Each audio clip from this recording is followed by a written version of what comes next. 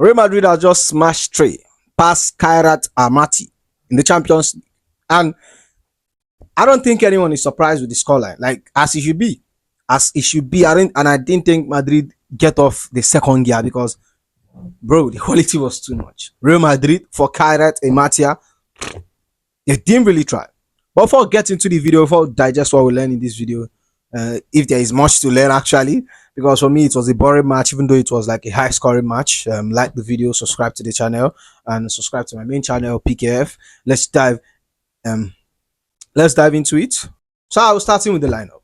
Madrid went with a very solid lineup for this match. Courtois in goal, David Alaba, Devin Hoisin, Raul Asensio, Ryan Garcia as the backline, Tchouaméni, Ceballos in the midfield, Mastentuano, Adagule, Vinicius Junior, and Mbappe up front. A very solid 11. And when the match started, I think the first few minutes into the match, Madrid was never stressing, but Kyra Matia was really pushing. And if you look in the number 9 position, Sapastan, I don't know how to pronounce that name, but he's a Chelsea player. If you don't know, he's a Chelsea player. And I've seen a lot of hype about him, but I haven't really seen him play. This is actually the first match I'm seeing him play. And boy, oh boy, he was very good. And I didn't think could he have done much. I think he did well, but Madrid overall quality, Madrid has like a better team, a better defense, a better midfield. You get me? So I think they started the game with full energy, pressing Madrid. At some point, they are leading on shots and shots on targets. But as the game goes on, the better team has we are better. They have better. Madrid had better chances.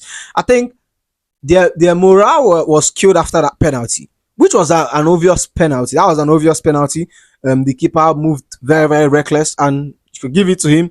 18 years old, young boy, not really experienced, but I think he moved like he doesn't have like he moved like an inexperienced goalkeeper. Yeah, that's like something like Robert Sanchez would do. That's something like Robert Sanchez would do. But luckily for him, it wasn't like too harsh for him to get a red card. And when Kylian Mbappe stands in that penalty, you know he's over. Like he's over. Like there's no way he's going to catch Kylian Mbappe's penalty. Like there's no way in this world, man. And after that one goal, oh brother, it was like the floodgates opened. And the funny thing about the match is that I watched that match and I don't think Madrid were like really trying hard to win the match. Like they were not trying.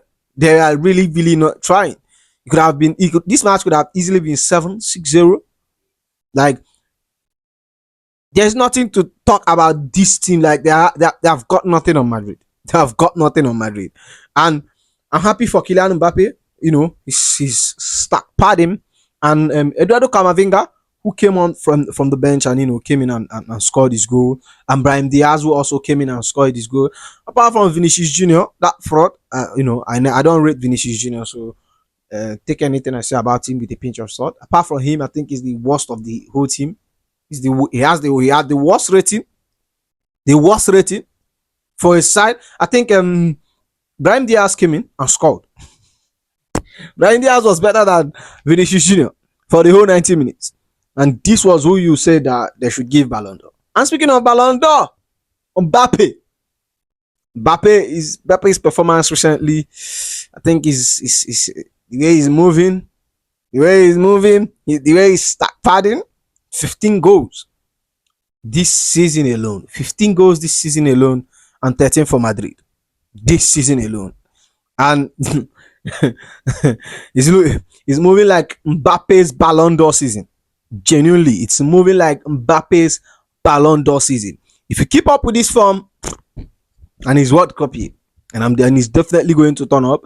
And the last time the World Cup winner won the Ballon d'Or, so I think the World Cup will have a lot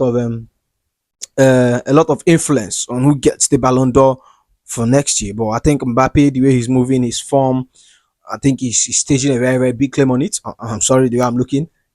Chelsea will be playing in 15 minutes time, so I'll be wrapping up this video real quick, very soon, and then so I'll go watch my team play. But generally, I didn't think like there was anything to say.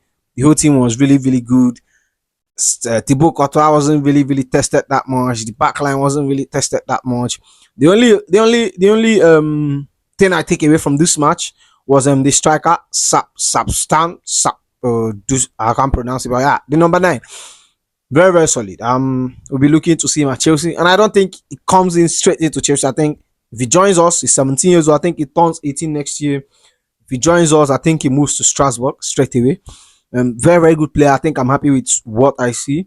You know, by injury, I think the sky will be his limit. If you keep up with the rate he's played, there was a lot of hype about him, even when they played in the Champions League qualifiers. You get me? And a lot of teams, a lot of people were beefing us for playing in the Conference League. Guess who is playing in the Conference League this season? Real Madrid. You get me? Real Madrid. 13 hours flight from Spain to Kyrgyzstan to face Almaty. Get me? But yeah, like I said, nothing much really to take away. This is like more of like a training to Real Madrid. Did their job. Mbappe stuck bad. Everywhere is looking good. I think they will be focusing on Villarreal this weekend, and I'll be focusing on Chelsea tonight. So that's the video. Make sure you like, comment, and subscribe. And you catch my Chelsea versus Benfica preview tomorrow morning in my main channel, PKF. So subscribe to the channel, and I'll see you in the next one. You go be.